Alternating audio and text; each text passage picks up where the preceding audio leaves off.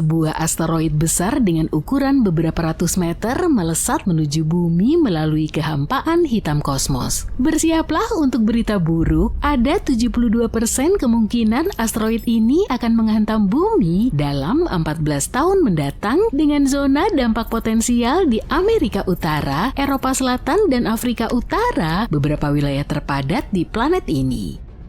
Para astronom telah mengamati si penyerbu ruang angkasa selama beberapa bulan, tapi kini ia sudah bergerak terlalu dekat dengan matahari dan melacaknya mustahil dilakukan dalam waktu 7 bulan ke depan. Tentu saja ada 28% kemungkinan asteroid ini akan melintasi planet kita, tapi gimana jika tidak? Kehancuran dan kehancuran global itulah yang akan terjadi. Ribuan nyawa melayang, miliaran dan miliaran dolar dalam kerusakan, seluruh spesies musnah dari muka bumi, kota-kota hancur, ladang dan hutan yang rusak, dan kita bertanya-tanya, apakah ini masa depan yang menanti kita?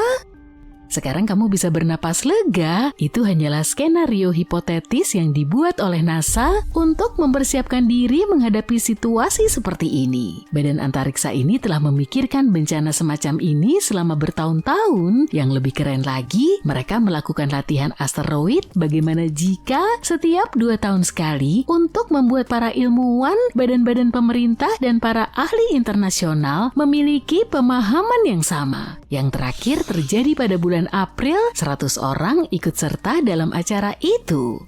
Selama latihan asteroid, para ahli berpura-pura bahwa sebuah batu angkasa raksasa sedang menuju ke arah kita. Kemudian mereka mengerjakan semua pertanyaan rumit yang bisa mereka ajukan, seperti seberapa besar ukurannya, di mana ia akan menghantam, apa yang harus kita lakukan. Ini seperti sesi curah pendapat besar-besaran untuk memastikan bahwa jika itu terjadi, kita tidak perlu memulai dari awal. Untuk membuat skenario ini terasa senyata mungkin, Pusat Studi Objek Dekat Bumi NASA ikut terlibat. Mereka adalah orang-orang yang melacak asteroid sungguhan dan menghitung orbitnya. Jadi mereka mensimulasikan pengamatan asteroid selama berbulan-bulan, lengkap dengan ketidakpastian tentang ukuran, lintasan, dan zona potensi tabrakan. Ketidakpastian inilah yang membuat pengambilan keputusan menjadi jauh lebih sulit, seperti halnya dalam kehidupan nyata. Jika sebuah asteroid benar-benar mengarah ke bumi, ini bukan hanya masalah satu negara, tapi juga masalah semua orang. Itulah mengapa latihan ini melibatkan para ahli internasional. Pada bulan April, hal ini terjadi untuk pertama kalinya. Mereka bekerja bersama badan-badan Amerika Serikat seperti Kantor Koordinasi Pertahanan Planet NASA dan FEMA untuk mencari tahu bagaimana dunia dapat merespon krisis semacam itu karena dampak asteroid akan memiliki konsekuensi yang mengerikan secara global. Pertanyaan besarnya adalah, bisakah kita benar-benar menghentikan asteroid agar tidak menabrak bumi? Di sini ada 2 opsi utama yang dipertimbangkan para ahli. Pertama, kita bisa mengirim wahana antariksa untuk mengumpulkan lebih banyak informasi. Jika kita tahu lebih banyak tentang ukuran, massa, dan orbit asteroid, kita bisa mengambil keputusan yang lebih baik tentang apa yang harus kita lakukan selanjutnya. Pilihan kedua adalah mencoba membelokkannya. Pada dasarnya ini berarti menabrak asteroid dari jalurnya sehingga asteroid tersebut meleset dari bumi. Ini mungkin terdengar mustahil, tapi misi DART NASA telah membuktikan kita bisa melakukannya. 2 tahun lalu mereka menabrakkan wahana antariksa ke asteroid kecil bernama Dimorphos dan berhasil mengubah orbitnya. Ini adalah kemenangan besar bagi pertahanan planet. Tapi misi seperti itu membutuhkan banyak waktu untuk merencanakan, mempersiapkan, dan melaksanakannya. Itulah mengapa menemukan asteroid berbahaya sedini mungkin sangatlah penting. Saat ini NASA sedang mengembangkan teleskop baru bernama NEO Surveyor yang akan diluncurkan tahun 2027. Tidak seperti teleskop-teleskop tua lainnya, NEO Surveyor dirancang untuk mendeteksi asteroid-asteroid yang paling sulit sekalipun, termasuk asteroid yang mengorbit dekat dengan matahari. Dengan demikian, kita punya kesempatan lebih baik untuk bertindak lebih awal dan berpotensi menghentikan asteroid sebelum menjadi ancaman. Kalau kamu masih berpikir tumbukan asteroid adalah sesuatu yang berasal dari fiksi ilmiah dan kisahnya tidak nyata, bagaimana dengan yang satu ini? Pada hari Minggu 21 Januari, sebuah asteroid kecil dengan lebar sekitar 1 meter memasuki atmosfer bumi dan untungnya terbakar di atas Jerman. Sistem dampak Scout milik NASA melihatnya 95 menit sebelum asteroid tersebut menabrak dan memprediksi dengan tepat kapan dan di mana asteroid itu akan tiba. Pada pukul 1:32 pagi waktu setempat, asteroid berubah menjadi bola api yang sangat terang dan terlihat sampai ke Republik Ceko. Beberapa meteorit kecil mungkin mendarat di dekat lokasi tumbukan sekitar 60 km di sebelah barat Berlin. Ini adalah ke-8 kalinya sebuah asteroid terdeteksi sebelum menghantam bumi, dan ini merupakan contoh yang bagus tentang bagaimana alat seperti Scout membantu kita melacak asteroid dan mempersiapkan diri untuk menghadapi asteroid yang lebih besar yang mungkin akan menghantam bumi.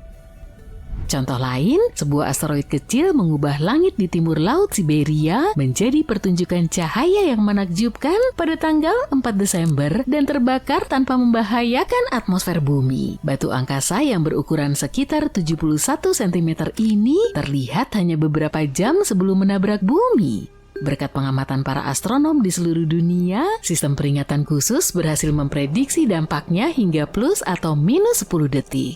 Asteroid memasuki atmosfer bumi pada pukul 1:15 waktu setempat. Pihak berwenang pun bersiaga, namun tidak ada laporan kerusakan.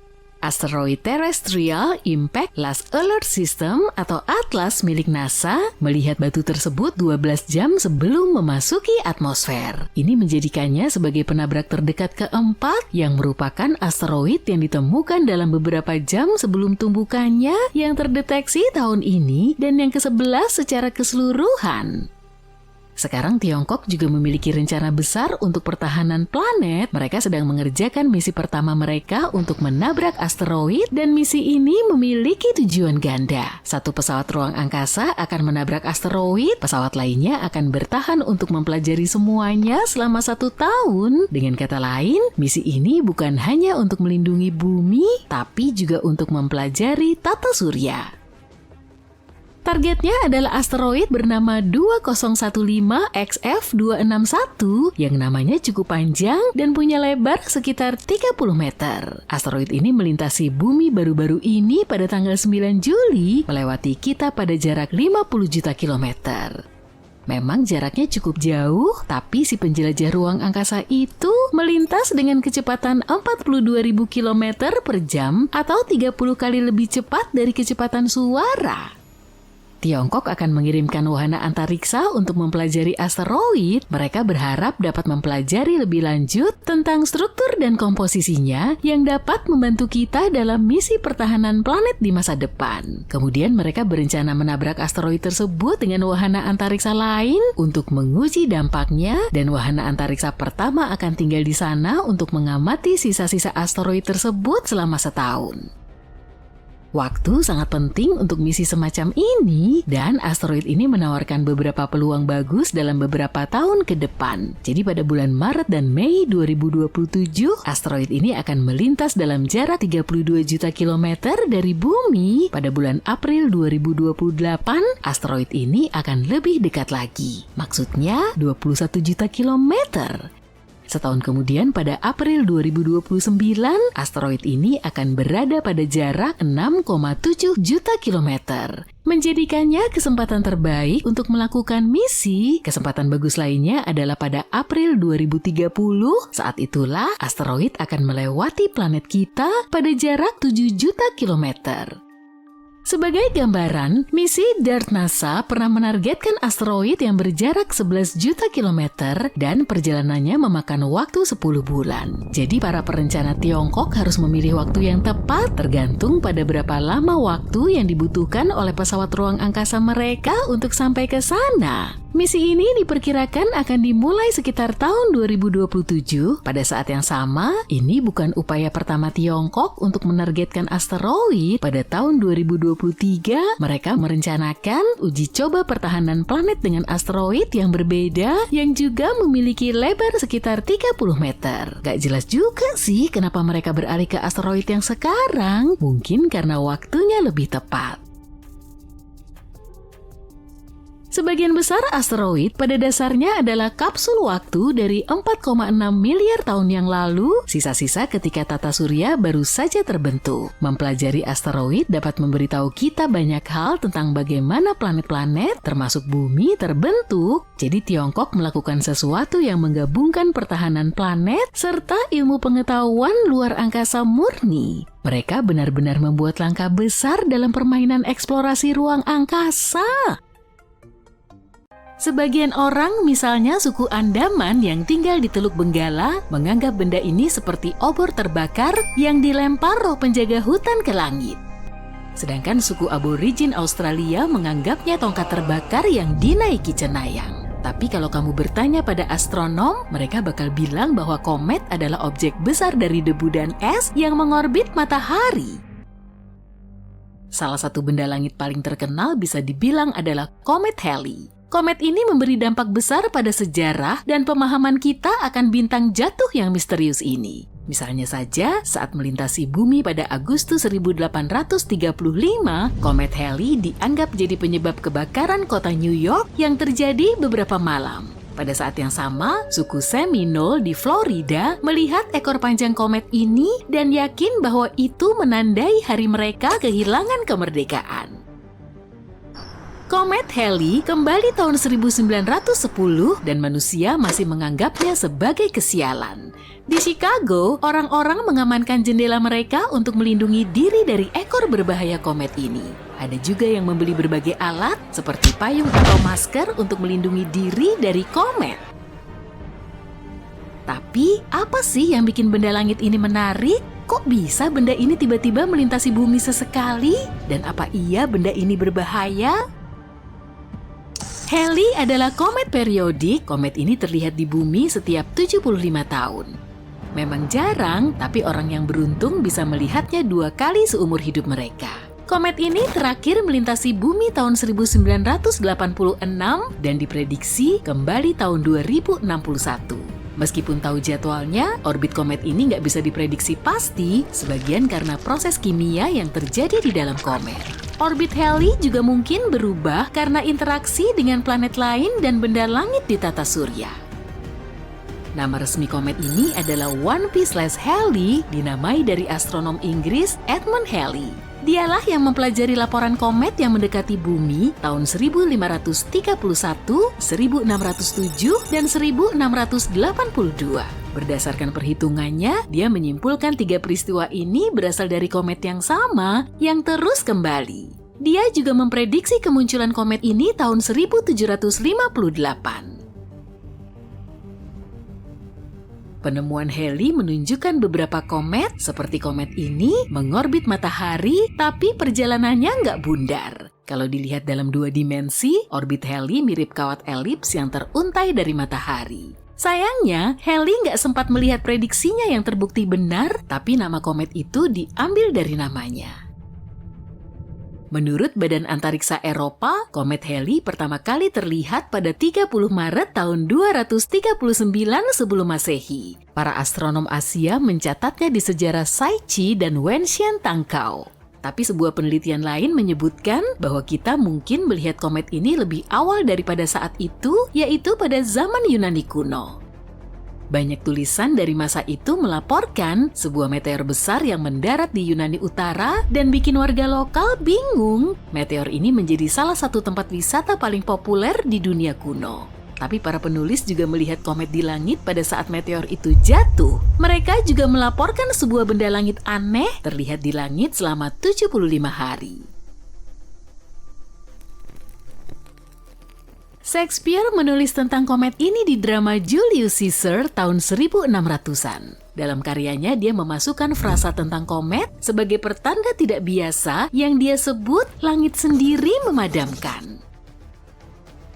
Bukan Shakespeare saja yang merasakan hubungan dengan benda langit ini. Tahun 1909, penulis Mark Twain bilang, "Aku lahir bertepatan dengan komet Halley tahun 1835. Komet ini datang lagi tahun depan dan aku akan ikut pergi bersamanya." Twain wafat pada 21 April tahun 1910, sehari setelah Halley muncul dari balik sisi jauh matahari. Kita bisa melihat komet ini lebih jelas saat terakhir melintasi bumi tahun 1986.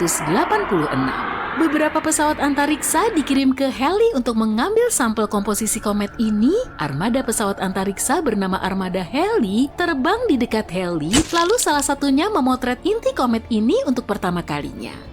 Kita juga punya teleskop yang lebih canggih untuk melihat komet ini saat melintasi bumi. Berdasarkan penelitian terbaru, komet Halley nggak membahayakan planet kita. Sebagian besar hal buruk yang dikaitkan dengan komet ini cuma rekayasa. Malah, kometlah yang bikin bumi punya kehidupan. Para pakar meyakini di sejarah awal planet kita, tabrakan dengan komet membawa jumlah air yang signifikan. Hal tersebut membantu terbentuknya samudra, dan benda-benda langit ini juga memberi kita bahan organik yang diperlukan untuk pembentukan kehidupan. Tapi komet dan asteroid berbeda, nggak seperti asteroid, benda langit kecil berbatu yang juga mengorbit matahari. Komet sebagian besar terdiri dari amonia beku, metana atau air, dan komet cuma mengandung sedikit bahan batuan. Karena komposisinya, kadang komet dijuluki bola salju kotor. Komet terdiri dari 4 bagian, inti, koma, awan hidrogen, dan ekor ion. Tapi hampir seluruh massa komet terpusat di intinya. Ada lebih dari 3.000 komet yang kita tahu, tapi menurut astronom mungkin ada 1 miliar komet di tata surya. Komet yang cukup terang sampai terlihat dari bumi tanpa bantuan teleskop disebut Great Comet. Satu Great Comet kira-kira bisa terlihat setiap 10 tahun.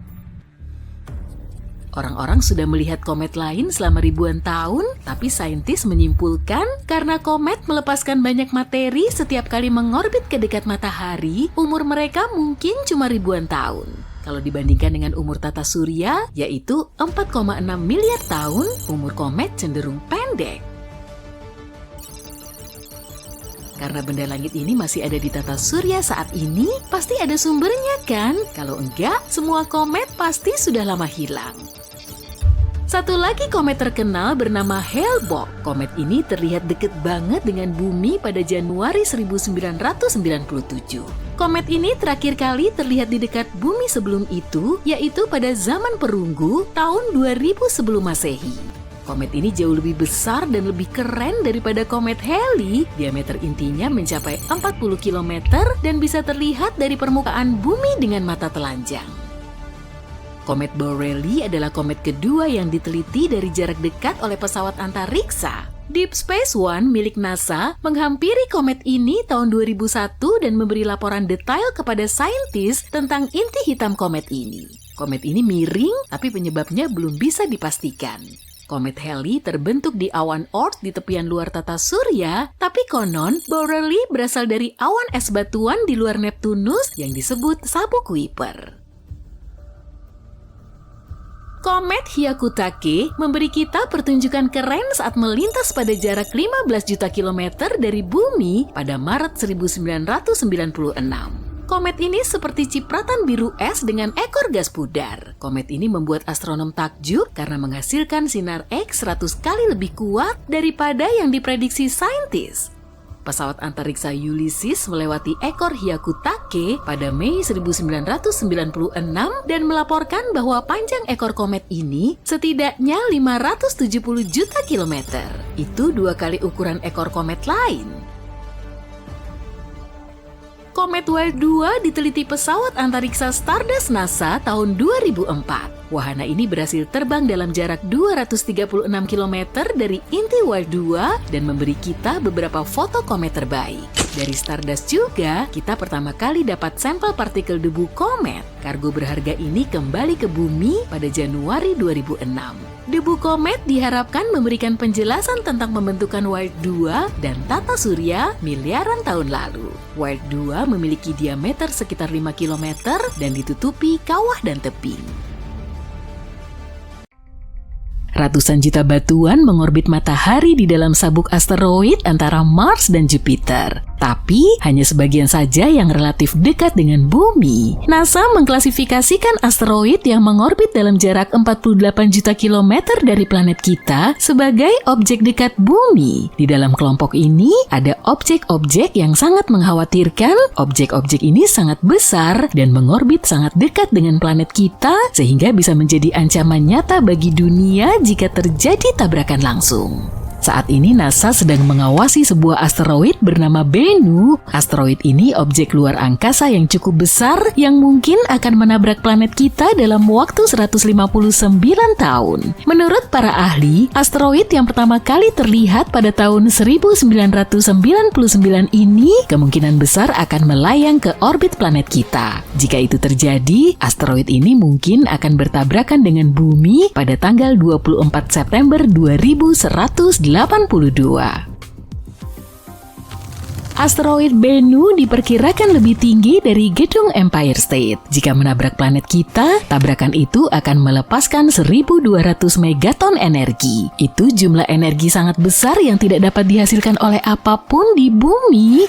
Para ilmuwan dari NASA meyakini bahwa saat melintas di abad ke-22, ada kemungkinan kecil asteroid ini akan melewati gravitational keyhole. Ini adalah wilayah antariksa yang bisa mengarahkan penjelajah antariksa ke jalur tertentu yang bisa mengakibatkan asteroid menabrak bumi. Bennu terbang melintasi planet kita setiap 6 tahun sekali. Bennu sudah 3 kali berpapasan dekat dengan bumi pada tahun 1999, 2005, dan 2011. Saat ini para ilmuwan memperkirakan kemungkinan asteroid itu menabrak planet kita pada tahun 2182 sebesar 1:2700.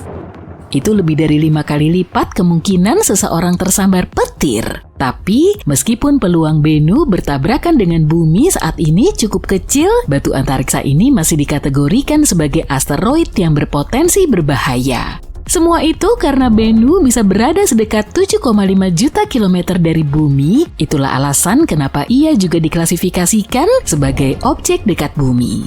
Bennu adalah asteroid kaya karbon yang terbentuk pada 10 juta tahun pertama dalam sejarah tata surya. Itu berarti sekitar 4,5 miliar tahun lalu. Tidak heran jika benda angkasa ini menyimpan petunjuk berharga tentang asal-usul dan perkembangan planet-planet berbatu di tata surya, yaitu Merkurius, Venus, Bumi, dan Mars. Lebih hebat lagi, ia mungkin mengandung molekul organik yang mirip dengan molekul-molekul yang sangat penting bagi kehidupan untuk berevolusi. Pada tahun 2020, OSIRIS-REx milik NASA berhasil menyentuh permukaan asteroid tersebut. Wahana ini mengumpulkan sejumlah sampel dan kemudian melontarkannya dari batu antariksa tersebut. Bagi NASA, ini adalah misi pertama semacam ini. Tapi mungkin tidak akan mengejutkan jika Bennu bukanlah satu-satunya asteroid yang harus kita khawatirkan. Asteroid 99942 Apophis adalah benda angkasa lain yang harus kita waspadai. Ini objek dekat bumi dengan diameter sekitar 335 meter, ditemukan pada tahun 2004. Awalnya asteroid ini diidentifikasi sebagai salah satu asteroid paling berbahaya yang pernah terdeteksi. Apophis menjadi terkenal dengan sangat cepat. Ia diyakini menjadi ancaman serius bagi bumi. Para ahli memperkirakan ia akan berada sangat dekat dengan planet kita pada tahun 2029. Untungnya setelah meneliti Apophis dan orbitnya dengan lebih cermat, para astronom menyimpulkan bahwa tidak ada risiko tabrakan asteroid tersebut dengan planet kita setidaknya dalam 1 abad. Kemungkinan tabrakan pada tahun 2029 telah dibantahkan, begitu juga dengan potensi tabrakan yang mungkin terjadi saat asteroid ini mendekat pada tahun 2036. Menariknya, sampai dengan Maret 2021, masih ada kemungkinan kecil terjadinya tabrakan pada tahun 2068. Tapi kemudian, Apophis melintas dekat bumi dan para astronom memanfaatkan kesempatan ini untuk menggunakan radar canggih guna memperkirakan orbit asteroid mengelilingi matahari dengan lebih tepat. Ini berhasil membantah perkiraan tabrakan setidaknya untuk 100 tahun ke depan. Alasan kenapa penemuan-penemuan semacam itu membuat kita sangat khawatir adalah karena asteroid yang relatif kecil, contohnya seukuran rumah, bisa menimbulkan malapetaka jika bertabrakan dengan planet kita. Jika asteroid berdiameter lebih dari 1 kilometer, para astronom menyebutnya sebagai penghancur planet. Energi tumbukan yang dilepaskan oleh asteroid semacam itu setelah menabrak bumi bisa sangat dahsyat. Karena itu, mengetahui lokasi asteroid dan arah pergerakannya sangatlah penting. Masalahnya kemampuan kita untuk melindungi planet ini dari tabrakan asteroid belum maksimal. Jika bencana seperti itu terjadi, kita akan butuh waktu yang cukup lama untuk bersiap karena tabrakan asteroid bukanlah hal sepele. Mungkin situs tumbukan asteroid yang paling terkenal adalah Kawah Chicxulub. Ini adalah bukti tabrakan dahsyat yang menyebabkan kepunahan dinosaurus. Anehnya kawah ini tidak terlalu terlihat, tetapi beberapa kawah lainnya terlihat, misalnya Kawah Beringer di Arizona yang juga disebut kawah meteor. Agak mengerikan ya ketika kita memikirkan tabrakan yang menyebabkan kemunculannya. Bagaimanapun kita sekarang tahu bahwa batuan antariksa tidak hanya menghantam bumi, tapi juga bulan, Merkurius, dan Mars. Tidak ada planet batuan di tata surya yang aman dari hantaman asteroid. Karena itu, kita memiliki badan ilmiah yang bertujuan untuk menemukan dan membuat katalog populasi asteroid di tata surya. Mungkin terdengar agak menakutkan, tapi ada sekitar 25.000 asteroid yang berdiameter lebih besar dari 140 meter di dekat orbit planet kita. Batu angkasa seperti itu cukup besar untuk menyapu bersih seluruh kota dari muka bumi. Sejauh ini, kurang dari 50% dari asteroid-asteroid tersebut telah dideteksi dan dilacak. Diperkirakan ada sekitar 230.000 objek yang berukuran sama atau lebih besar dari 49 meter. Objek-objek ini mampu menghancurkan area perkotaan yang padat, tapi kurang dari 8% yang telah terdeteksi. Ada juga puluhan juta objek dekat bumi yang lebih kecil, ukurannya lebih besar dari 10 meter dan bisa menyebabkan kerusakan di permukaan bumi. Sejauh ini, kurang dari 1% dari benda-benda antariksa kecil itu yang sudah ditemukan. Masalahnya, bagian dalam tata surya sangat sulit untuk pencarian asteroid. Setiap malam, hanya ada 2 jendela waktu selama 10 menit di mana para astronom bisa mengamati area tersebut. Semua itu karena cahaya matahari menciptakan cahaya latar belakang yang sangat terang. Ditambah lagi, atmosfer planet kita juga mendistorsi dan mengaburkan pengamatan. Mencari asteroid dalam kondisi seperti itu di luar kemampuan kebanyakan teleskop, dibutuhkan instrumen yang benar-benar unik untuk melakukan tugas ini. Alat pilihannya adalah kamera energi gelap di Observatorium Interamerica Cerro Tololo di Chili. Alat ini tidak dirancang untuk berburu asteroid, para peneliti membuatnya untuk mencari target lain yang sulit dipahami, yaitu energi gelap, kekuatan misterius yang mendorong perluasan alam semesta. Kamera energi gelap bertugas mengamati ratusan juta galaksi, itulah sebabnya bidang pandangnya luas dan dalam. Dengan demikian, kamera ini bisa mengintip jauh ke alam semesta dan menangkap pemandangan yang luas yang membantunya merekam gerakan galaksi dan kondisi di masa awal alam semesta. Tapi ini juga berarti kamera energi gelap sangat cocok untuk melihat asteroid di dekat matahari. Asteroid bagian dalam sangat jarang dan dibutuhkan foto dengan kedalaman tajam karena asteroid tersebut sangat redup. Para ilmuwan harus bisa melawan langit senja yang terang di dekat matahari serta efek distorsi atmosfer bumi. Dan kamera energi gelap bisa membantu mereka mencapai tujuan tersebut. Kamera energi gelap dibuat untuk menjalankan survei energi gelap yang selesai pada tahun 2019. Sekarang para astronom bisa mengarahkan kekuatan kamera ini untuk tugas-tugas lain. Mereka mengklaim survei kamera energi gelap merupakan salah satu pencarian paling sensitif yang pernah dilakukan untuk mencari objek di dekat orbit Venus dan di dalam orbit planet kita. Ini memberi kita kesempatan bagus untuk mengetahui jenis-jenis objek yang bersembunyi di bagian dalam tata surya. Bayangkan asteroid yang penuh logam mulia yang bisa membuat setiap orang di bumi menjadi miliarder. Itu bukan fiksi ilmiah, itu adalah 16 Psyche, sebuah batu angkasa metalik besar yang mengorbit matahari di antara Mars dan Jupiter. Bukan hanya luar biasa karena nilainya yang diperkirakan mencapai 10 kuintiliyun dolar, angka yang mengerdilkan ekonomi global berkali-kali lipat. Ia juga memberi petunjuk tentang pembentukan planet. terutama planet batuan seperti Bumi. Pada Oktober 2023, NASA meluncurkan pesawat ruang angkasa Psyche. Misi ini menjelajahi harta karun kosmik ini. Wahana akan tiba di asteroid tersebut pada Agustus 2029. Dan para astronot berharap ini akan memberi kita wawasan tidak hanya tentang kekayaan asteroid yang berkilauan, tapi juga cara planet-planet terbentuk dan berevolusi di tata surya. Tapi apa yang membuat Psyche unik? Ditemukan pada 1852 oleh astronom Italia, asteroid ini merupakan asteroid ke-16 yang berhasil diidentifikasi. Sesuai namanya, ia menonjol di antara jutaan batu angkasa di sabuk asteroid karena satu alasan utama, komposisi logamnya. Meskipun sebagian besar asteroid berbatu atau es, Psyche tampaknya sebagian besar terbuat dari besi, nikel, dan bahkan mungkin emas dan logam langka lain. Dengan lebar sekitar 278 km, asteroid ini bukan asteroid terbesar. Ia mudah dikerdilkan oleh asteroid lain seperti Ceres. Namun, ukurannya tetap mengesankan. Bagaimanapun luas permukaannya 165.000 km persegi, sama dengan luas negara bagian Florida. Para astronom menduga antara 30% hingga 60% permukaan asteroid terdiri dari logam mulia. Mereka juga menduga batu angkasa ini mungkin merupakan inti planetesimal yang terpapar. Planetesimal pada dasarnya adalah protoplanet, benda angkasa besar yang mengitari bintang dan kemudian berkembang menjadi planet. Dan planetesimal ini bisa saja berkembang menjadi planet yang utuh jika tidak hancur dalam tabrakan dahsyat miliaran tahun lalu. Jika teori ini benar, Psyche bisa memberi kita gambaran unik tentang apa yang ada di dalam planet kebumian seperti Bumi, di mana inti planet tersembunyi ribuan mil di bawah kerak dan selubung yang tebal. Nah, masih ingat wahana antariksa yang pergi menjelajahi asteroid?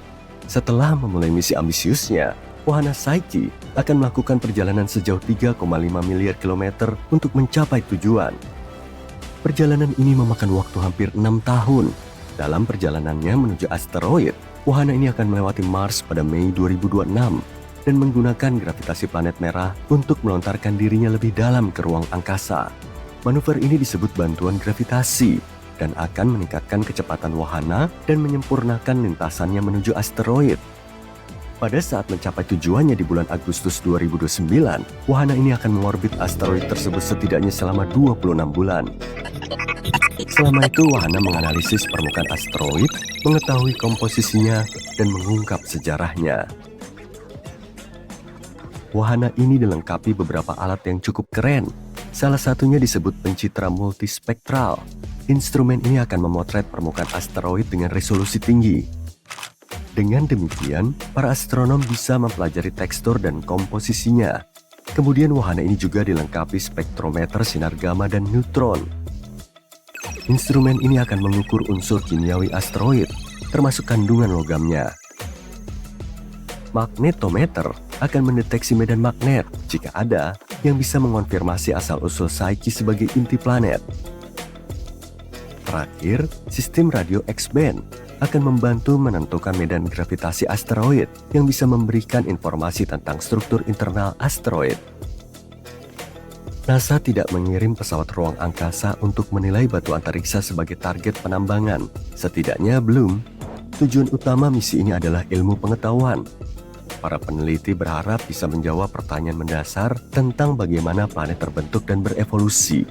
Dan asteroid ini bisa membantu kita memahami apa yang terjadi ketika materi cair membeku menjadi inti. Pertanyaan lain yang harus dijawab adalah, mengapa asteroid ini gagal menjadi planet? Dan dengan memahami sejarah asteroid ini, kita bisa mengetahui mengapa ada benda langit yang bisa menjadi planet dan ada juga yang tidak. Meskipun misi NASA murni bersifat eksplorasi, misi ini juga memicu minat dari sudut pandang penambangan asteroid. Dengan perkiraan nilainya yang mencapai 10 kuintiliun dolar, Psyche secara teoritis dapat memasok bahan mentah yang cukup untuk merevolusi industri di bumi. Perkembangannya mungkin masih beberapa dekade lagi jika itu terjadi, tapi idenya masih terdengar luar biasa. Pada saat yang sama, jika logam-logam asteroid berhasil dibawa ke bumi, Kelimpahannya bisa menyebabkan nilai logam mulia seperti emas anjlok, dan itu akan menimbulkan malapetaka di pasar global. Berbicara tentang sumber daya berharga, bagaimana bumi mendapatkan emas, platinum, dan logam-logam langka lainnya? Elemen-elemen ini, alias elemen yang sangat siderofil, memiliki kisah asal-muasal kosmik, dan kisahnya sama dramatisnya dengan kisah Psyche. Logam-logam mulia ini lahir dalam peristiwa kosmik dahsyat miliaran tahun lalu. Sebagian besar muncul dalam kilonova, tabrakan eksplosif antara bintang-bintang neutron. Logam-logam ini kemudian tersebar di angkasa dan menjadi bagian dari awan gas dan debu yang membentuk tata surya kita. Ketika bumi terbentuk, logam tersebut menuju inti bumi yang kaya akan besi. Tapi tidak semua logam itu berakhir jauh di dalam planet. Tabrakan yang merusak dengan protoplanet seperti Theia yang seukuran Mars, yang kemungkinan besar membantu pembentukan bulan, membuat beberapa elemen terperangkap dalam mantel bumi. Model komputer terbaru menjelaskan bagaimana hal ini bisa terjadi. Setelah setiap tabrakan besar, permukaan bumi untuk sementara waktu menjadi lautan magma, yaitu lapisan batuan yang meleleh.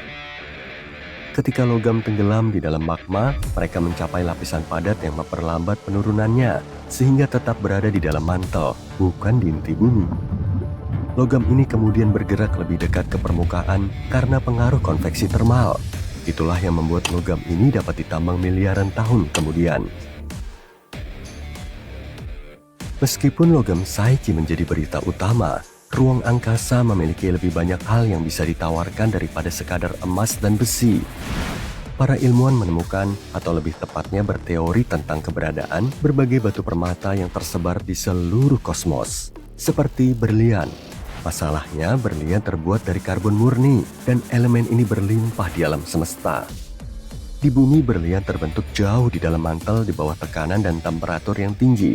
Di luar angkasa, kondisi pembentukan berlian dapat terjadi di tempat yang mengejutkan. Sebagai contoh, berlian nano, yang merupakan berlian sangat kecil, ditemukan dalam meteorit. Kadang-kadang meteorit mengandung gas yang memberi kita petunjuk tata surya awal. Para ilmuwan percaya bahwa mungkin akan terjadi hujan berlian di planet es raksasa, Neptunus dan Uranus. Di sana tekanan tinggi memampatkan karbon menjadi bentuk kristal. Para peneliti juga memperkirakan eksoplanet di tata surya lain mungkin memiliki batu permata seperti batu rubi dan safir, tergantung pada ukuran dan kedekatannya dengan bintang induknya. Bahkan bulan bumi juga memiliki mineral kosmik. Para ilmuwan menemukan beberapa jejak zirkonia kubik. Di bebatuan bulan. Jadi ruang angkasa mungkin menyimpan lebih banyak harta karun daripada yang kita bayangkan. Mari kita kembali ke misi Psyche. Misi ini mungkin tidak hanya mengungkap potensi sumber daya ruang angkasa, tapi juga menggarisbawahi masalah yang mungkin kita hadapi saat menanganinya. Sebagai contoh, menambang asteroid akan membutuhkan penggunaan robot otonom, mesin yang mampu beroperasi di lingkungan luar angkasa yang keras. Selain itu, kita juga membutuhkan sistem transportasi efisien untuk membawa material kembali ke bumi atau memprosesnya di orbit. Kita harus memastikan aktivitas penambangan tidak merusak ekosistem atau lingkungan luar angkasa. Ada juga masalah hukum dan etika, seperti Perjanjian Luar Angkasa tahun 1961. Perjanjian ini melarang negara manapun untuk mengklaim kedaulatan atas benda angkasa. Namun dengan masuknya perusahaan swasta ke dalam bidang antariksa, perdebatan mengenai kepemilikan dan pembagian sumber daya semakin memanas. Dan membawa logam dalam jumlah besar ke bumi bisa mengacaukan pasar global. Jadi para ahli menyarankan agar sumber daya antariksa lebih baik digunakan di luar angkasa untuk membangun habitat, satelit, dan pesawat ruang angkasa. Tapi terlepas dari apakah kita akan menambang 16 Psyche atau tidak, penjelajahannya akan mengajarkan lebih banyak hal tentang tata surya awal dan proses yang membentuk planet kita. Pada 1 Desember 2024, wahana ini menuju asteroid tersebut mengikuti orbit mengelilingi matahari. Perjalanannya tidak hanya menjanjikan untuk memperdalam pengetahuan kita tentang alam semesta, tapi juga mendefinisikan kembali apa yang mungkin bagi manusia ketika kita menggapai bintang-bintang. Pada masa lalu, dari tahun 774 hingga 775, bumi dihantam oleh ledakan radiasi yang luar biasa. Ledakan energi yang luar biasa ini meninggalkan jejak. Cincin pohon dari tahun itu menunjukkan tingkat radioaktif yang terlalu tinggi. Tapi, apa sebenarnya penyebabnya? Para ilmuwan cenderung berpikir bahwa penyebabnya adalah suar matahari. Beberapa orang berpikir mungkin supernova besar yang menyebabkan ledakan radiasi. Tapi, astronom Phil Plait mengatakan bahwa jika memang demikian, jaraknya seharusnya kurang dari 1000 tahun cahaya dan sangat terang. Tapi tidak ada catatan tentang hal itu, tidak ada bintang maut yang terang dan berkilau yang terlihat. Setelah mengamati karbon radioaktif dan berilium dalam cincin pohon, para ilmuwan mengesampingkan berbagai kemungkinan lain. Pada awalnya mereka menduga tabrakan antara bintang neutron atau bintang neutron dengan lubang hitam. Tabrakan seperti ini menghasilkan ledakan sinar gamma yang sangat cepat tanpa pertunjukan cahaya. Dan hal ini sangat cocok dengan bukti-bukti yang ada. Tapi tabrakan semacam ini sangat jarang terjadi. Plait berpikir bahwa kecil kemungkinannya ini adalah jawabannya. Menurutnya kita seharusnya hanya bisa melihat salah satu dari peristiwa ini di galaksi kita sekitar 1 juta tahun sekali. Jadi kalau ada yang terjadi 200 tahun yang lalu, itu sangat luar biasa. Para ilmuwan sangat khawatir dengan peristiwa langka ini. Jika terjadi lebih dekat dengan bumi, maka akan mengacaukan kehidupan di planet kita. Bahkan jika jaraknya ribuan tahun cahaya, peristiwa serupa hari ini bisa menyebabkan kekacauan pada semua sistem elektronik yang kita andalkan. Jadi untung saja semburan sinar gamma itu sangat jarang terjadi. Karena jika lebih sering terjadi, bumi mungkin akan mengalami kesulitan. Kamu mungkin berpikir bahwa jika planet kita dapat bertahan dari ledakan radiasi besar, maka planet kita dapat dengan mudah bertahan dari sesuatu yang tidak terlalu menakutkan, misalnya belalang. Maaf untuk mengatakannya, tapi itu tidak sepenuhnya benar. Pada tahun 1874, saat musim panas yang terik di Kansas, banyak hal yang berubah menjadi aneh. Belalang, ataukah harus kukatakan belalang juta, menyerbu Great Plains tidaklah sulit. Mereka datang seperti badai, menyelimuti rumah-rumah, pepohonan, dan bahkan kereta api yang sedang lewat. Serangga-serangga ini memiliki misi untuk membuat kekacauan.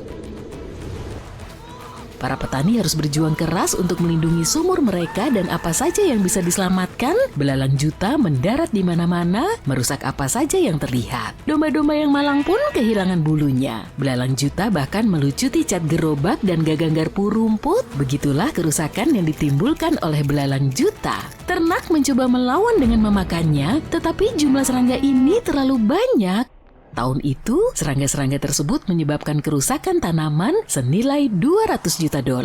Invasi belalang juta begitu hebatnya sampai-sampai Angkatan Darat Amerika Serikat turun tangan untuk membantu. Pada akhirnya, belalang juta mulai menghilang, menghindarkan Great Plains dari kehancuran lebih lanjut. Bencana alam bahkan bisa lebih tak terduga daripada ledakan radiasi dari luar angkasa dan serangan belalang juta.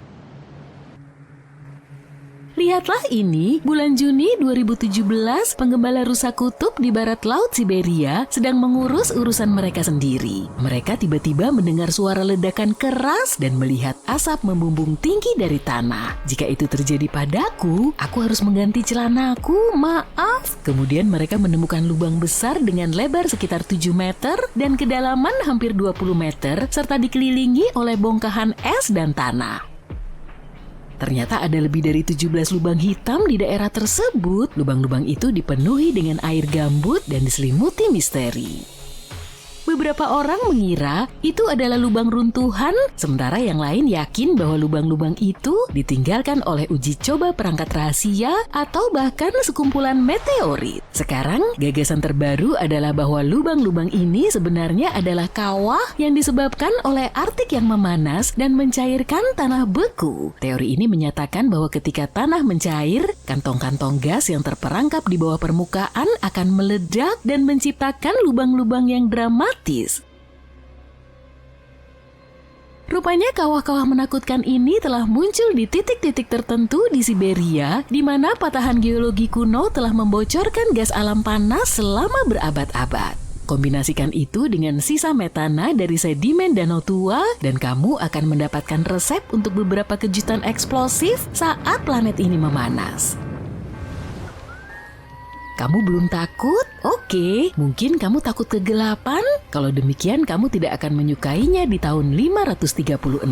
Ini adalah tahun ketika dunia mengalami masa kegelapan selama 18 bulan. Kabut misterius menyelimuti Eropa, Timur Tengah, dan sebagian Asia, menghalangi sinar matahari dan menyebabkan kekacauan. Rasanya seperti abad kegelapan, tapi nyata. Ternyata penyebab utama di balik kabut ini adalah letusan gunung berapi di Islandia. Letusan ini menyebarkan abu ke seluruh belahan bumi utara, menyebabkan suhu turun dan panen gagal. Orang-orang kedinginan dan kelaparan, semuanya kacau.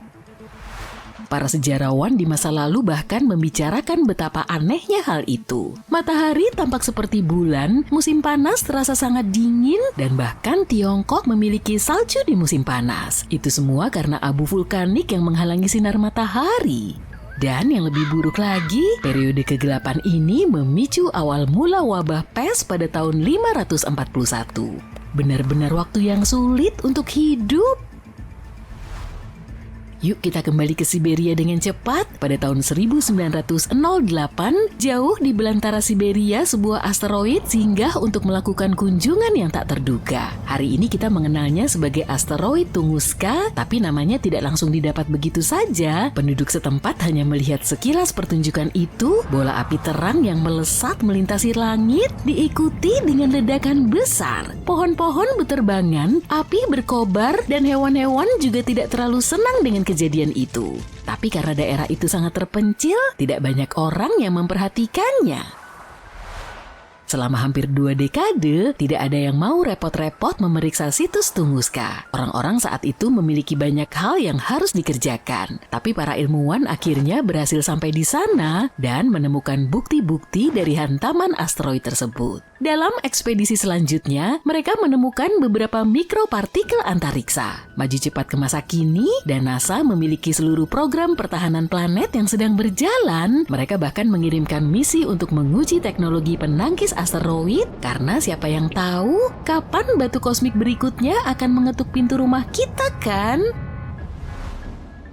Pada pertengahan abad ke-19, ada satu lagi badai matahari epik yang disebut peristiwa Carrington. Mungkin tidak terdengar seperti masalah besar bagimu, tapi badai ini memiliki konsekuensi yang cukup berat.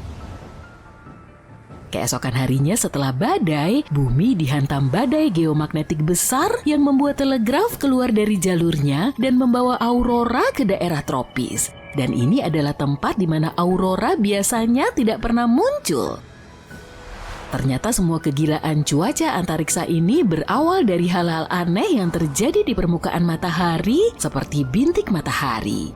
Dari bintik-bintik ini, suar matahari dan benda-benda elektromagnetik lainnya bisa muncul dan mengacaukan teknologi kita. Badai matahari yang sangat besar seperti ini bisa melesat keluar dari matahari dengan kecepatan hingga 2.896 km per detik. Badai ini bisa mengandung miliaran ton materi matahari, lengkap dengan medan magnet kecil yang lancang, dan suka mengacaukan medan magnet bumi saat bertemu. Sekarang dengarkan baik-baik ya, kita semakin dekat dengan maksimum matahari berikutnya pada 2025. Jadi inilah saat yang tepat untuk melihat sejarah badai matahari terburuk seperti peristiwa Carrington dan memperhatikannya. Bayangkan jika badai serupa terjadi hari ini, kiamat internet teman-teman, bisnis akan menjadi offline dan kita akan menghadapi beberapa kerusakan serius. Untungnya badai matahari besar ini tidak terlalu sering terjadi, tapi cuaca luar angkasa sulit diprediksi, jadi siapa yang tahu kapan badai berikutnya akan melanda.